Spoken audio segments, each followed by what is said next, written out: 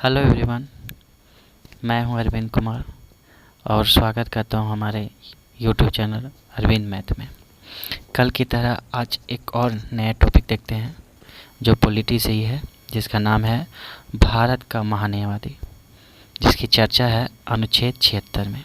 भारत का महान्यायवादी अनुच्छेद 76 ये आखिर होता क्यों? तो ऐसा समझिए, जिस तरह से हम लोग को कोई कानूनी सलाह लेना रहता है तो कहाँ जाते हैं? वकील के पास।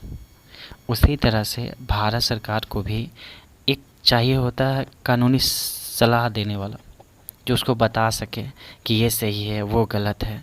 क्योंकि हमारे संविधान में जो लोकसभा सदस्य है, राज्यसभा सदस्य है, ज़्यादा पढ़े लिखे होते नहीं हैं, तो इनको चाहिए सलाहकार कानूनी कि कौन सा कानून सही है, कौन सा कानून गलत है।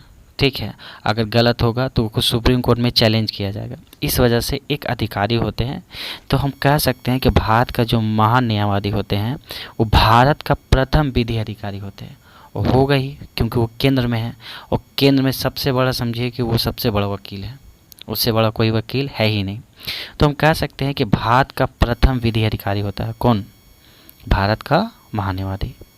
और ये भारत सरकार का कानूनी सलाहकार है। पहले मैंने जैसे कहा कि भारत सरकार को ये बताता है कि आप कौन सा कानून आप बना सकते हैं, कौन सा विधेयक पारित कर सकते हैं, कौन सा नियम कानून चेंज कर सकते हैं।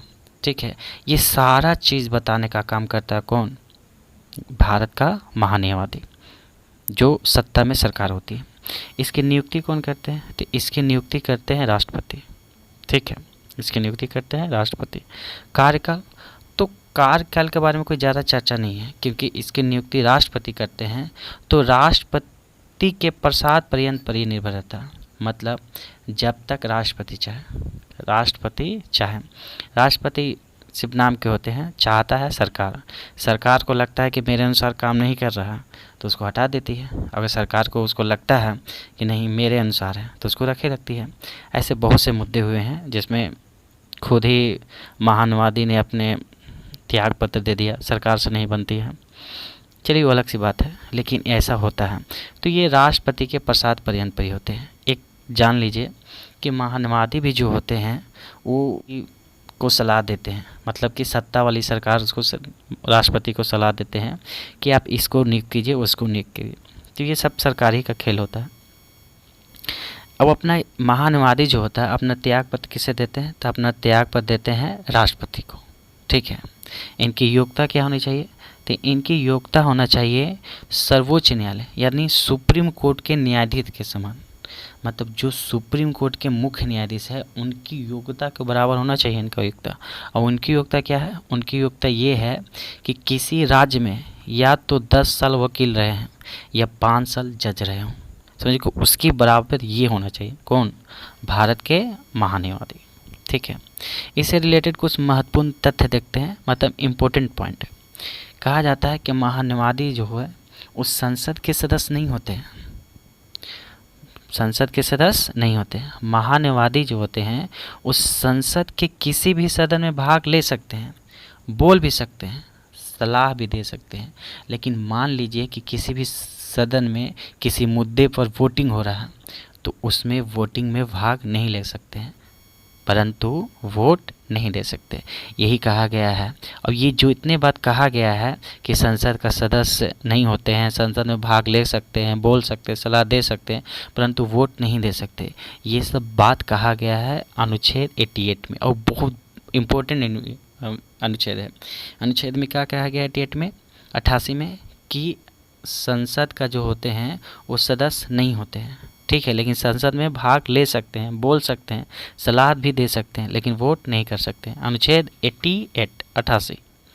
उसके बाद कहते हैं महान्यायवादी जो होते हैं वो जो उनके सहयोगी, मान कि उनके सहयोग के लिए एक और होता है जो राज्य में होते हैं, वो होते हैं सॉलिसिटर जनरल। मतलब किस राज्य में कैसा स्थिति है, क्या है क्या नहीं, ये तो केंद्र में बैठे नहीं देख सकते हैं। तो उनके हर एक राज्य में एक होते हैं सॉलिसिटर जनरल। ये हमेशा उन लोगों से पूछते रहते हैं कि कौन सा स्थिति है, जिस स्थिति की अगर ज़रूरत होती है तो केंद्र सरकार वैसा सुधार करती है। तो बताएगा कौन कि कौन सा सुधार, कैसा कानून, तो ये सब बताने काम करते हैं राज्य में सॉलिसिटर जनरल, ये बताते हैं महान्यायवादी को। तो महान्यायवादी का सहयोगी राज्य में होता है कौन, उसी को कहते हैं सॉलिसिटर जनरल। एक बार आप जान लीजिए कि जो महान्यायवादी होता है, समझे कि ये तो सुप्रीम कोर्ट का समझे कि जज के बराबर है, तो ये किसी भी राज्य के हाई कोर्ट में सुनवाई का अधिकार है। अब बेशक सी बात है कि ये तो सर्वोच्च न्यायालय के मुख्य न्यायाधीश के समान है और सुप्रीम कोर्ट सबसे बड़ा होता ही है, तो ये तो किसी भी राज्य कोर्ट में सुनवाई कर ही सकता है। वर्तमान में महान्यायवादी जो है वो है आर वेंकट रमनी। कौन है? आर वेंकट रमनी। और ये किसमें है? 16वें हैं। आज के लिए इतना ही, मिलते हैं अगले नेक्स्ट वीडियो में, तब तक के लिए जय हिंद।